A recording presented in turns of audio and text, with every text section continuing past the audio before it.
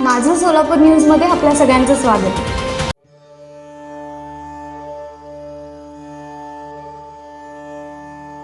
नमस्कार. महाराष्ट्राची भक्तिधारा, पंढरीची वारी. आज आषाढी एकादशी. हा आषाढी एकादशीचा वारकरी संप्रदायामध्ये, भागवत संप्रदायामध्ये हा एक भक्तीच्या पर्वाचा काळ समजला जातो.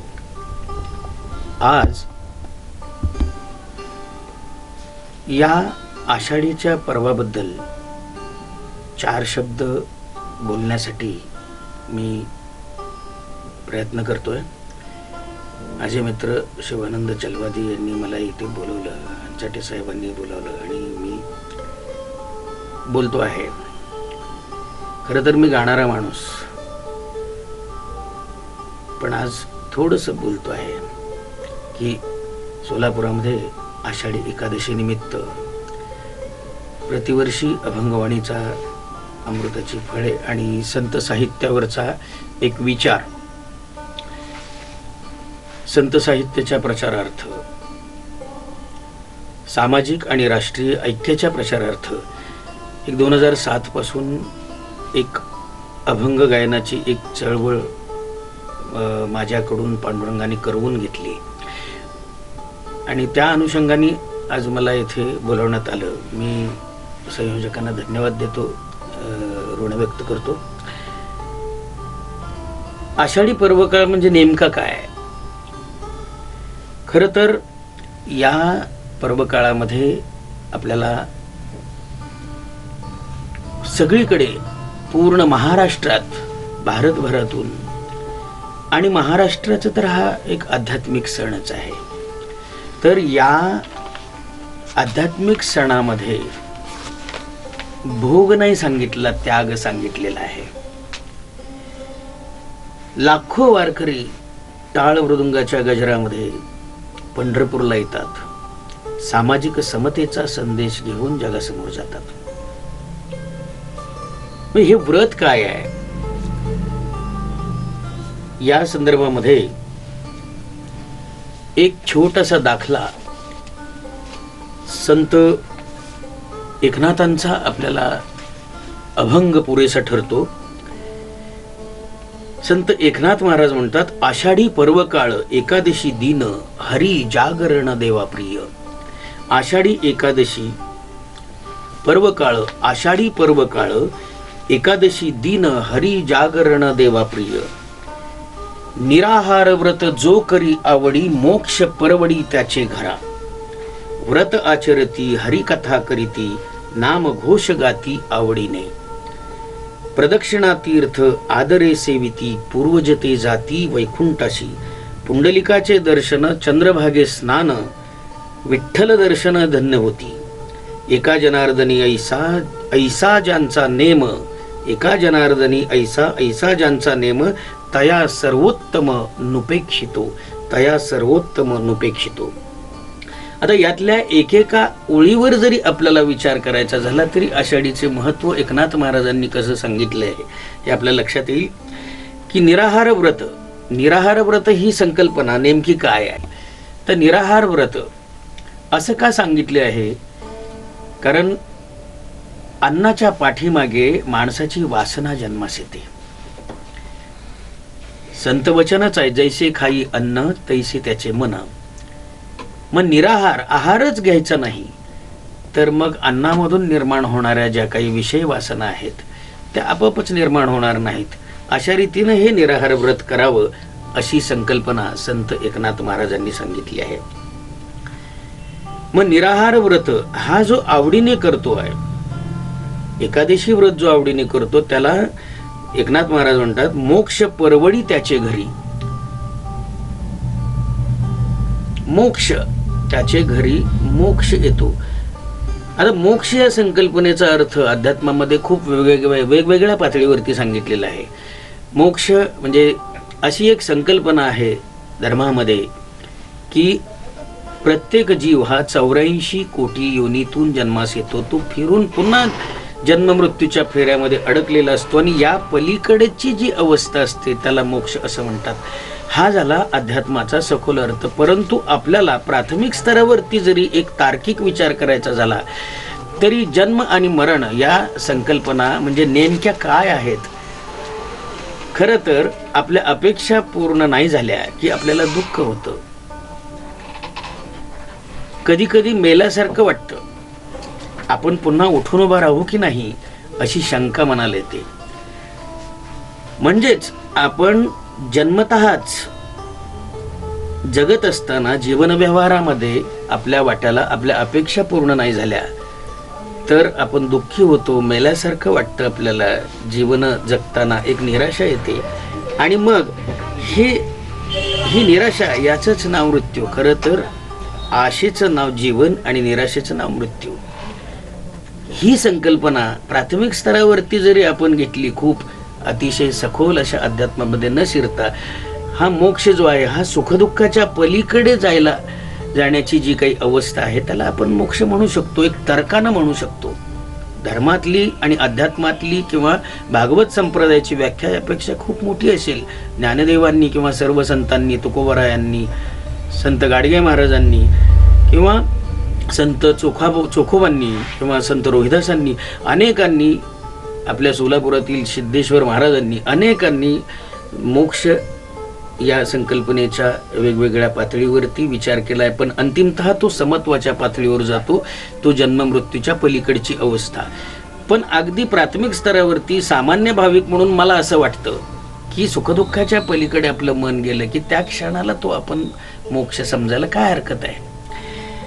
तर अशा मोक्ष परवडी आपल्या घरी येतो असं नाथ महाराज म्हणतात.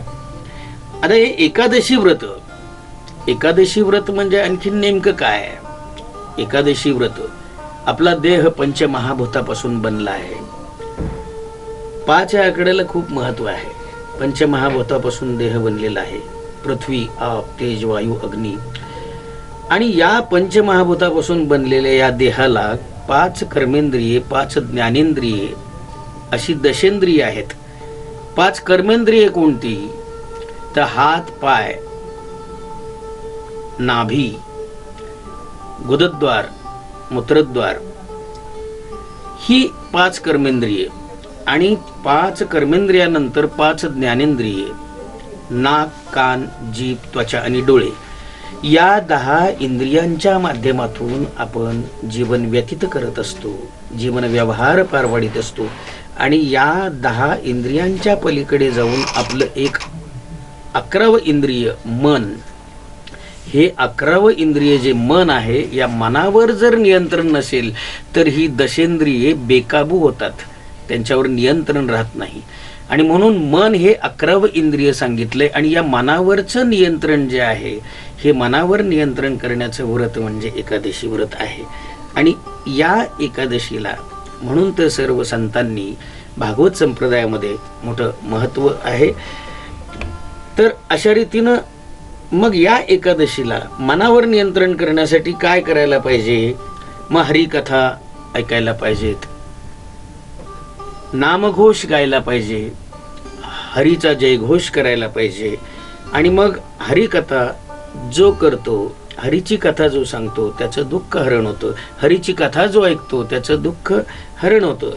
नामघोष जो गातो त्याच्या अंतःकरणातला दुःखाचा घोष संपून जातो. अशा रीतीने या व्रताचं आचरण करायला संतांनी सांगितलेलं आहे. प्रदक्षिणा तीर्थ आदरे सेविती, पूर्वजते जाती वैकुंठाशी. तर प्रदक्षिणा घालायची आहे पंढरपूरला, विठ्ठलाच्या मंदिराला, चंद्रभागेला. एक प्रदक्षिणा घालून बरेचसे वारकरी परत जातात आणि शिखराचं दर्शन घेऊन परत जातात. गर्दीमुळे प्रत्येकालाच विठ्ठलाच्या पायावरती डोकं ठेवायला नाही जमलं तरी नियमितपणे वारीला येणारी माणसं ही प्रदक्षिणा घातली की धन्य होतात. एक अशी श्रद्धा आहे वारकरी संप्रदायामध्ये की ही प्रदक्षिणा घातली तीर्थाला, या प्रदक्षिणा जरी घातली तरी पूर्वज वैकुंठाला जातात. आता पूर्वज वैकुंठाला जातात, पूर्वज म्हणजे काय की इथेही आपल्याला तार्किक अंगाने असा विचार करता येईल की पूर्वज म्हणजे आपल्याच भूतकाळामध्ये आपल्याला चिकटलेल्या ज्या काही विषय वासनेच्या ज्या काही गोष्टी आहेत त्याही वैकुंठाला जाऊन मिळतात, म्हणजेच त्या नष्ट होतात किंवा त्या एका पवित्र मार्गाला जातात असंही आपण म्हणू शकतो. आणि मग ही हरिकथा ऐकताना, ही हरिकथा ऐकणं, याच्यामध्ये आपल्याला आता हरी या शब्दाकडे थोडा वेळ लक्ष वेधावं लागेल. हरी जो दुःख हरण करतो तो हरी, हर जो दुःख हरण करतो तो हरी, हरिहरा भेद नाही एक वेलांटीच आड असं तुकोबराय म्हणतात. हरी हे विष्णूचं रूप, हर हे शिवशंकराचं रूप, या दोन्हींमध्ये कुठल्याही प्रकारचा भेद नाही असं तुकोबरायांनी सांगितलेलं आहे. महत्वाचं काय की पंढरपूरची मूर्ती जरी आपण पांडुरंगाची निरीक्षण केली तरी आपल्याला तिथं दिसून येईल की पंढरपूरच्या विठोबाच्या मूर्तीच्या माथ्यावरती शिवपिंड धारण केलेली आहे. शिवपिंड धारण करणारा हे विष्णूचं रूप आहे. विष्णू आणि शिवशंकर ही रूप वेगळी नाहीत असं संत तुकोबरायांनी म्हटलंय.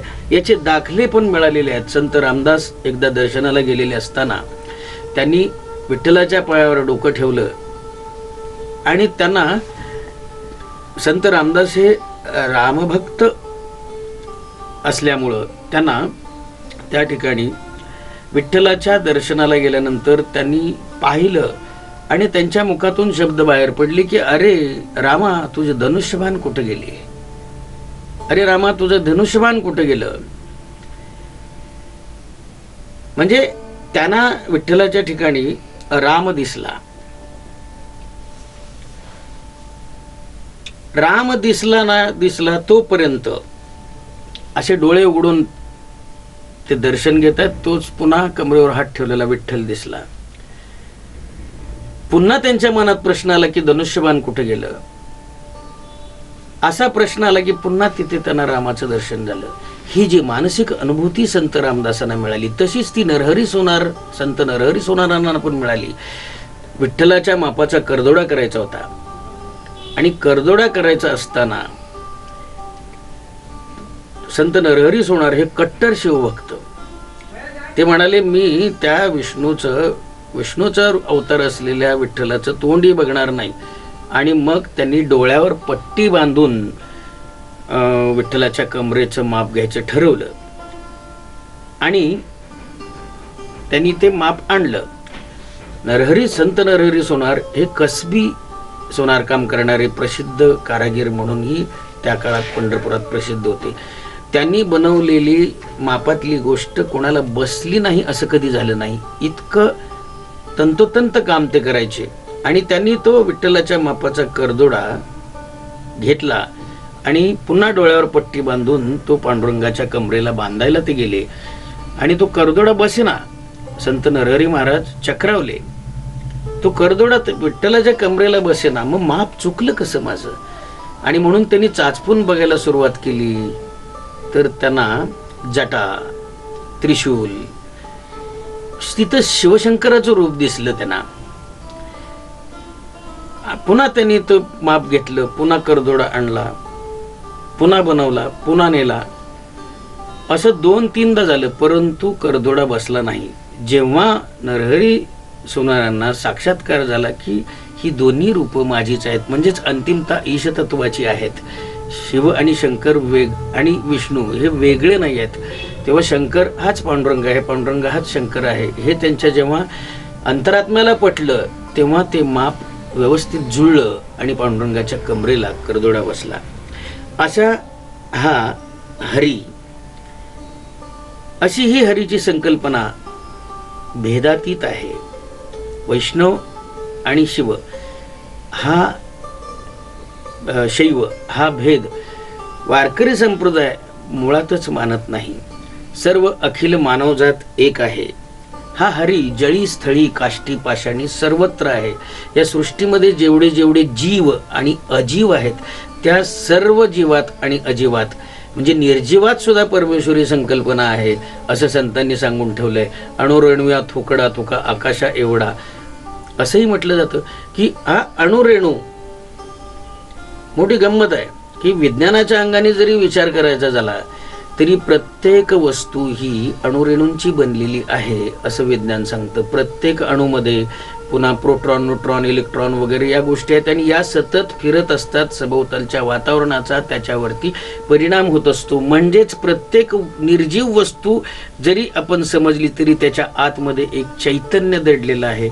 ती चैतन्य अवस्था म्हणजेच या सृष्टीतलं प्रचंड असं ऊर्जेचं रूप आणि हेच चैतन्य अवस्था म्हणजेच निसर्गामधल्या प्रत्येक गोष्टीमध्ये निर्जीवामध्येही आपल्याला दिसून येतं. खळखळा वाहणाऱ्या झऱ्यामध्ये जी शक्ती आहे तीच शक्ती एखाद्या नदीमध्ये भरलेली आढळते. तीच शक्ती एखाद्या आपल्या कोयनेच्या मोठ्या मोठ्या धरणांच्या विजेच्या जनित्रामध्येही फिरत राहते. ही निसर्गातली शक्ती आपल्याला हीच शक्ती की जी आपण मोजू शकत नाही तोलू शकत नाही. निसर्गाची शक्ती जी आहे या निसर्गाच्या शक्तीलाही संतांनी परमेश्वर ही संकल्पना मानलेली आहे. ही म्हणजे विज्ञानाच्या अंगाने जरी विचार केला तरी पूर्वी पृथ्वी हा नुसता अगदी लोहरसाचा गोळा होता. फिरत फिरत सूर्यापासून निसटलेला तप्त लोहरसाचा हा गोळा थंड होत गेला तसं त्याच्यावरती पाणी निर्माण झालं, पर्वत शिखरे निर्माण झाली. पहिला जीव निर्माण केव्हा झाला आणि तो कोणी केला हाही प्रश्न अनुत्तरितच आहे. म्हणून तर वेद परमेश्वराचं वर्णन करताना नेती नेती असं म्हणतात. म्हणजेच या सृष्टीमध्ये निर्जीव आणि सजीव ही संकल्पना नाही आहे हे याच एका गोष्टीमधून दिसून येतं. म्हणून संत जळी स्थळी काष्टी पाषाणी असंही म्हणतात. प्रत्येक अजीवामध्ये ईश्वर आहे म्हणजेच ऊर्जा आहे, चैतन्य आहे.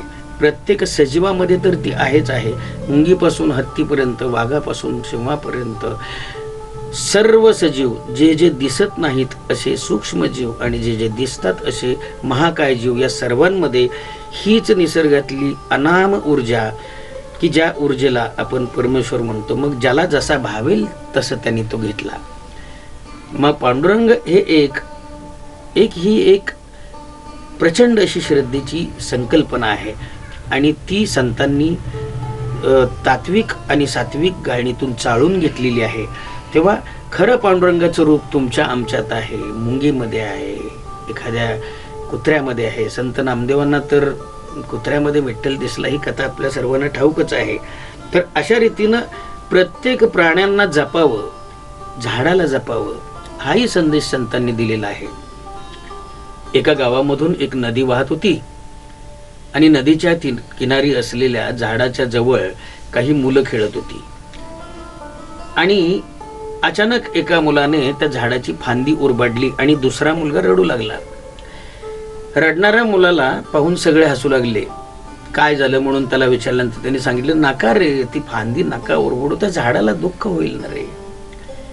आणि मग झाडाला दुःख होईल म्हटल्यानंतर ही कल्पना इतर मुलांना हास्यास्पद वाटली. मुलं आणखीनच जोरजोरात हसू लागली आणि हा मुलगा रडू लागला की झाडांवर प्रेम करणारा हा मुलगा, त्याची समजूत निघेना. मुलांनी समजूत घालण्याची प्रयत्न केला परंतु समजूत निघाली नाही. शेवटी मुलं त्याला हसत राहिली.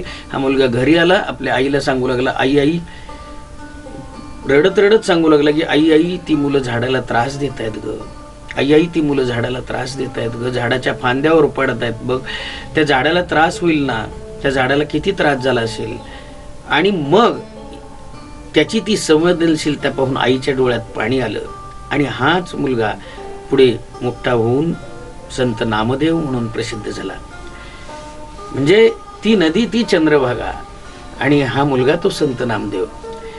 म्हणजे या ठिकाणी अशा पद्धतीने निर्जीवांमध्ये, सजीवांमध्ये, झाडापेडांमध्ये, प्रत्येक प्राण्यांमध्ये परमेश्वरी अस्तित्व पाहून त्याला जपावं अशी या ठिकाणी आषाढीच्या निमित्तानं संतांनी केलेली शिकवण जरी आपण आचरणात झाली तरी आपण आषाढीची वारी घरी बसून सार्थ केली असं म्हणता येईल. मग पुंडलिकाचं दर्शन का, याबद्दल सांगायचं झालं तर पुंडलिक विठ्ठल हा आईवडिलांच्या सेवा करणाऱ्या पुंडलिकाच्या पाठीशी उभा आहे. तर प्रत्येकानं आपल्या आईवडिलांनाही जपलं पाहिजे, हाही संदेश आपल्याला आषाढी वारीतून मिळतो.